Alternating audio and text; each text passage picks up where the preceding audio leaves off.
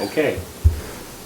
Leo, you're on. Thank you, Mr. Speaker. I would like to make another motion now, seeing that the Assembly has voted to send this back, that the Cape Cod Commission additionally look at Section 10, specifically requiring a 3/4 vote, which we feel should be 2/3 as per the Assembly standards, and also look at the, well, let's pass that one first. Second. Okay, moved and second. Yeah. As I was trying to have my chit-chat, but my point was, it wasn't that I distrust town meeting particularly on these issues. I mean, we've all seen good and bad results. I guess I wasn't crazy about the idea of, for the first time in 20 years, to have changes go to get town meeting involved again in general. That was I didn't want that to be a new common thing that happened more over and over again, but that may not be a fear. If it has to go to town meeting and before it comes to the commission, do we still feel strongly that we want it then to be totally easy to have this review take place, maybe only the 2/3, or if town meeting is involved, does that change the issue of the 3/4 and the 2/3? How that matters? Leo? Well, the way I understand it is, again, the issue of the 3/4 or 2/3 only comes into effect in fact if a town puts together a proposal to change their thresholds, whether it be up or down, and for some reason the Cape Cod Commission does not agree with that proposal, then the town has the ability to come to us and lay out their argument to us. We would have to see sufficient reasoning that the Cape Cod Commission should in fact allow that change, and as my colleagues mentioned, specifically address that and then send it back with a 2/3, I'm asking a 2/3 vote, so that the commission will again review that particular proposal. I think, and I agree with some of the colleagues mentioning that I just think that 3/4 vote is just unattainable, or could possibly be unattainable. So what we're telling people is that the only appeal you have basically is unattainable by a 3/4 vote. So that's why I'm hoping that you would, consider the 2/3, because at least that's obtainable. It's difficult, but it's obtainable. Yeah, Charlotte? Yeah, if a town does not want to send it to town meeting, are they required to do that? Does this make it a requirement? Mr. Speaker? Would you read that motion one more time, the one that we just voted on? Because as far as what I heard was that we were asking the delegates to send the request back to the commission to look into it. Didn't say to change it, just to look into it. So if they send it back to us and say we're not going to change it, is it the 2/3 vote now that we're talking about, that we can override it? No, so all we're doing is... Kill this ordinance entirely and not allow towns to have this option.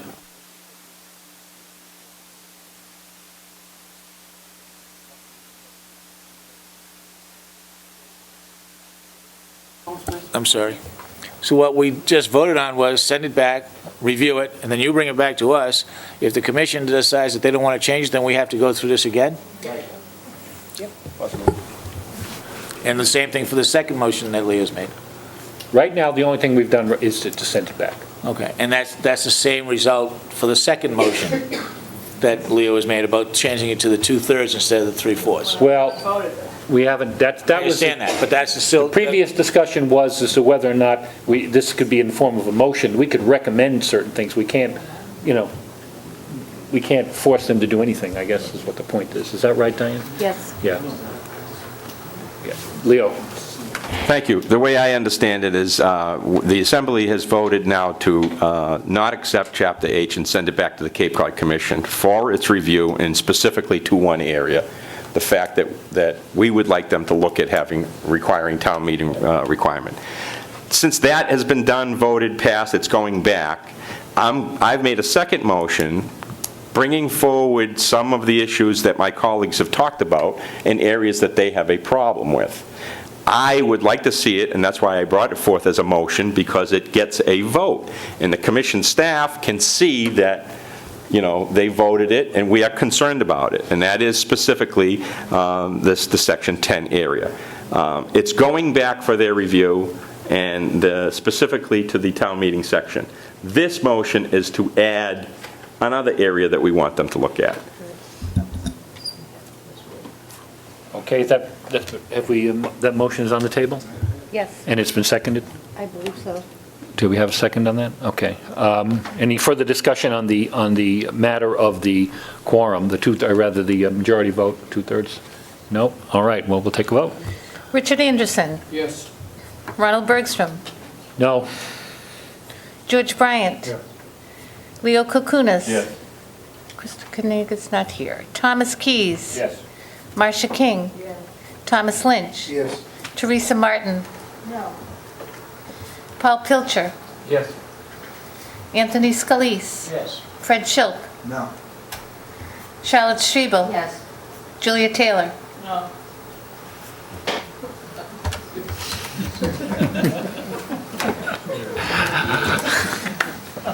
You mean no?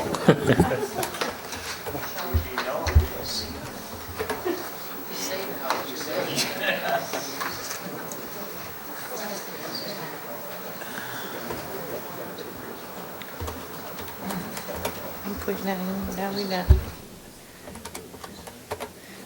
10:04. Okay.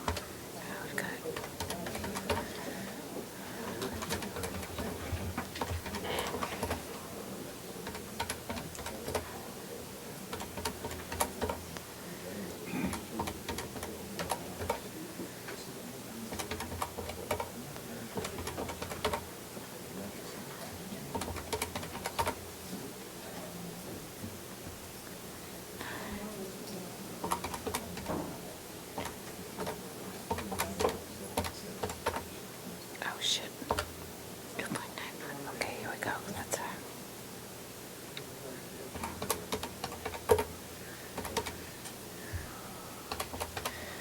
Mr. Speaker, with a vote of 66.04% of the delegates voting yes, the motion passes. You're on the roll, Leo. Seeing that the Cape Cod Commission, that the Assembly Delegates has voted to remand the Chapter H back and specifically look at two areas, I would like to add one more area, so I'd like to make a motion that the Cape Cod Commission also review Section 10 in regards to the appeal period or appeal standards once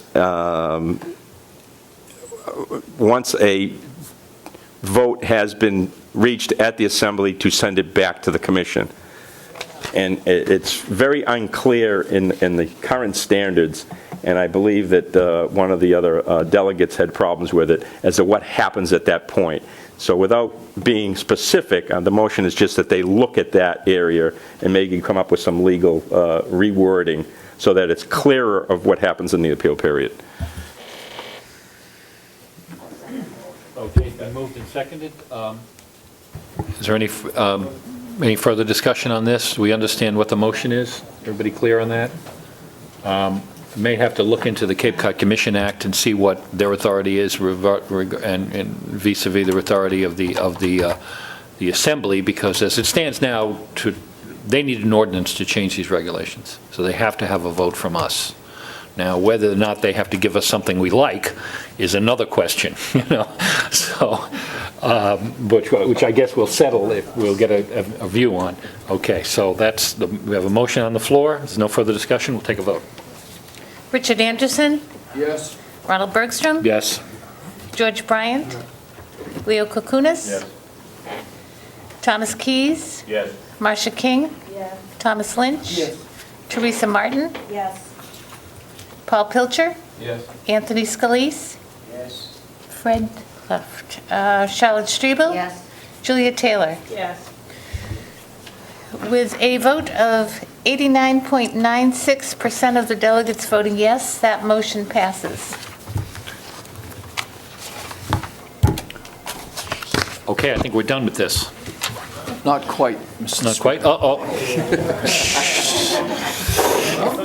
We have a delegate from Bourne would like to, Yes, Mr. Speaker. Seeing how we're sending it back for a bunch of things, I would also like to have them look at, under the applications for higher DRI thresholds, Section C, a description of existing or proposed funding mechanisms to provide for capital infrastructure improvements to address blah, blah, blah, blah, blah, blah, blah. I think that that is going a little bit beyond what the commission has the authority to do. I don't think that we should the commission should be asking the towns as to how are you going to fund this thing. And it seems to me that that's part of this application for a higher DRI is for the towns to come up and say, hey, we're going to fund this part of it by doing such and such. And I don't think that the commission should be delving into that. that was part of the discussion we had. Maybe I Right, passed that yeah, to the discussion. we had that discussion at the subcommittee meeting. At the subcommittee meeting. And I personally don't think that that's in their purview to be looking at funding. So I'm going to Make a motion that they... make a motion that they they look at that. at least look at that and to explain it further as to why they should be Okay. looking into it. Does everybody understand that? I mean, the discussion was that they were going to require, if a town the town suggested they had an area where they wanted to raise the thresholds, and the town in return would have to promise to make some infrastructure improvements. And then the commission in turn would say, well, show us that you can pay for it, or show us how you're going to pay for it. And this is what Dick is questioning, and as to whether the towns should have to come up with a funding mechanism to show that they indeed could, or were capable of making those infrastructures. That was the question on the table. So it's been moved. We have a second on that? Second. It's been moved and seconded. Is there any comments or questions on that, on the motion? Leo? We talked about that briefly, and I kind of left this out because I actually support the Cape Cod Commission's position on this. If you think about it, if you have a town that has, say, an area that is 10 acres of vacant land that they want to make an industrial area, and they want to encourage people to go there, they want to raise the threshold from 10,000 square feet to 15,000 square feet, so developers will go there and build 10,000 square foot buildings. Then the town really needs to show that they have the ability, that they're going to be able to handle that impact of infrastructure for those newly developed buildings in that site. Otherwise, the way it currently is, if a 10,000 square foot building was built there, or a development went in with a number of 10,000 square foot buildings, the Cape Cod Commission, one of their requirements is to show that you're going to have the adequate roads, the adequate intersections and lighting and things like that.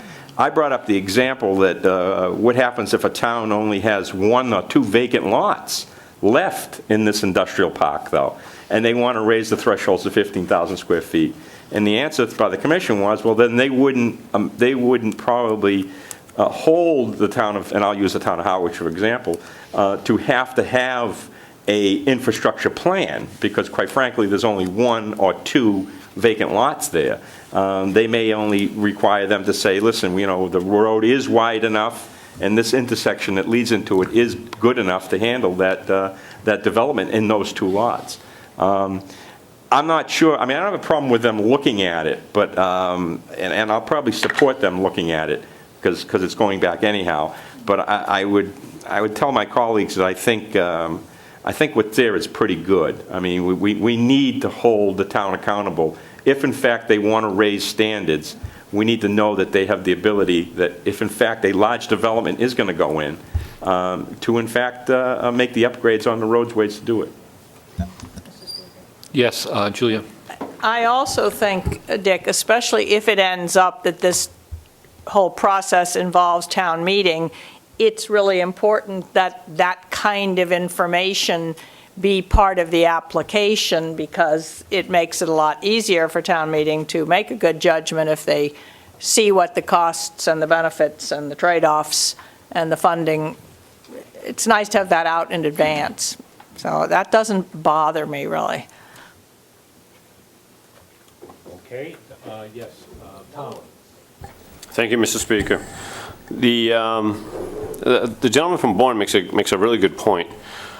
I've been involved with the town of Sandwich Economic Development for 10 years, zoning, pretty intimately, and to raise thresholds through an application for Chapter H doesn't negate the town's zoning. The town's zoning already requires wastewater, roadway, infrastructure, that's all still there. So it's not as if the town, let's say, for instance, the town had 30 acres and they want to turn it into an industrial park. Goes to the Cape Cod Commission, looks for an exemption from 10,000 to 30,000. All makes sense, it's within an area that makes sense. But this could be something that they would have that exemption in place so that they could then attract applicants, the companies that would build the businesses, the industrial park that they want. They may not have the monies in hand. Matter of fact, it's probably a surety that they wouldn't have money in hand, or a grant, or the opportunity to say the money's coming specifically from here, because it may not materialize. And if that money does not materialize, what does that do? I don't see where this would do anything but force the applicant, the town, to pre-identify something that I don't think is really feasible, or may not even be possible, if they're looking to create an industrial park to raise thresholds, because those costs are going to be borne on the individuals that are going to build businesses there or expand businesses there. The town's not going to pay for the infrastructure. It's not coming through tax infrastructure. It's going to come from those individual businesses. So they could say in the applicant that the cost will come from the individuals that would partake in the additional, thresholds. But is that sufficient? This was a discussion we had with the commission when they were here, and it was good discussion. It was kind of a chicken or the egg scenario. If it wasn't identified, could that be a condition of? And it was good, but I think I'm leaning towards the idea of the gentleman from Bourne, that I don't think this extra requirement would be a benefit to anyone. It'd just be more of a burden to the municipality to have to put this in that they wouldn't be aware of. So I'm going to support the gentleman from Bourne on this. Mr. Speaker? But it does mention specifically local impact fees, so it could be that they would simply say, we're going to, or betterment. I mean, it doesn't say you have to be using town meeting funds. I mean, it does give examples of other methods, and lots of times I'm sure it would be, oh, well, they'll pay for it themselves and it'll be part of the fee structure. But that's listed there. Tom, do you want to? Thank you, Mr. Speaker. It's just that some of the argument is that there could be a rogue town building something without proof of infrastructure. That's an impossibility, that something can be built without the appropriate infrastructure. The towns, if you look at the bylaws of the towns, the zoning bylaws are as stringent as the Cape Cod Commission's. I can tell you the town of Sandwich is. And to say that something could be built when they didn't already predetermine the cost and it'd be built without it because we didn't have the money, I don't see that that's a likely scenario. I honestly don't. So I just think this is an additional burdensome to the application. I just don't find it necessary. Okay, any further comment on this? I'm kind of with Leo on this. I think that, an individual applicant coming before the commission to build a large project would have to show that they had the wherewithal to, they couldn't say, oh yeah, we're going to do it. You have to, in a way, show that you have the wherewithal to do it. I see, let's say, just take an example, let's say the town of Sandwich want to identify an industrial zone. Well, you'd commit yourself to certain infrastructure changes, roads. If it was close to a water resource area, you'd have to show that you're going to put in sewers or do some mitigation. The fear is that well, that's what we're going to do, but then you go to the town meeting, and next thing you know, they shoot that down. You want some assurances that if a project goes forward, that it's going to go forward as a whole, and that all the ducks are in a row, and that everything is in place to make it environmentally sound. Now, I agree with you that towns should be responsible for that, but just looking at it from the commission standpoint, I don't think they're asking a lot. I think they're just asking, they're saying, hey, how are you going to do it, and how are you going to pay for it? I mean, I don't know if it makes a difference, you know. Anyway, yes, the gentleman from Bourne would like to comment. I just wanted to throw that out because, to me personally, I don't think that that's part of what the Cape Cod Commission should be doing, is looking and telling the towns, you know, if you don't have the finances in line, then we're not going to approve it. I just think it's going beyond their purview, so. All right, well, we have a motion Yeah. on the floor. It's been moved and seconded. Any further comment? We'll call the roll. Richard Anderson, Yes. Ronald Bergstrom, No. George Bryant. I'm sorry? No. Thank you. Leo Kukunis, Yes. Tom Keys, Yes. Marcia King. No. Thomas Lynch, Yes. Teresa Martin, Yes. Paul Pilcher, Yes. Anthony Scalise, Yes. Fred Schultz, No. Charlotte Strebel, No. Julia Taylor.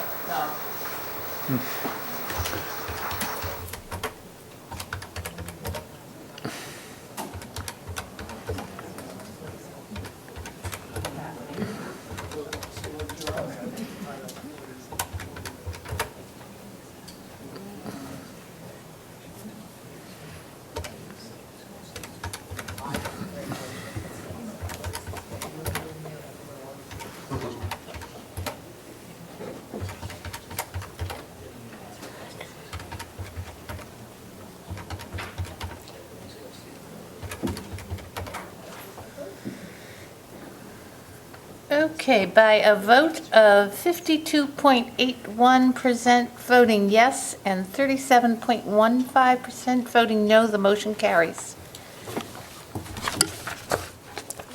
Okay, do we have anything further on proposed ordinance 0911, which we just sent back to the commission to be reviewed? If not, I'm going to need a vote on, a motion on proposed ordinance 09012 to also send that back, because that contains some of the elements that we have discussed. It's been moved. Do I have a second? Second. Okay, is there any further comment on that? Hearing none, all those in favor of sending back proposed ordinance 09012 to the commission for further review, say aye. Aye. Opposed? No. Oh, we got one. Sorry, I should have taken the roll, but.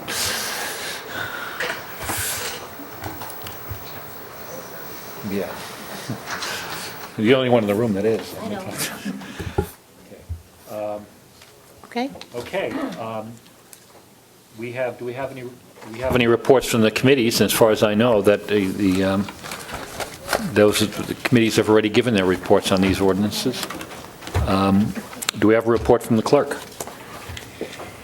I've been told that there are a couple of seats left on the bus, Bill Clark's bus, which is scheduled to leave a week from today in the morning. So if anybody can attend that has not indicated to me that they want to go, please let me know. And as everybody knows, we're at the beach in 2 weeks.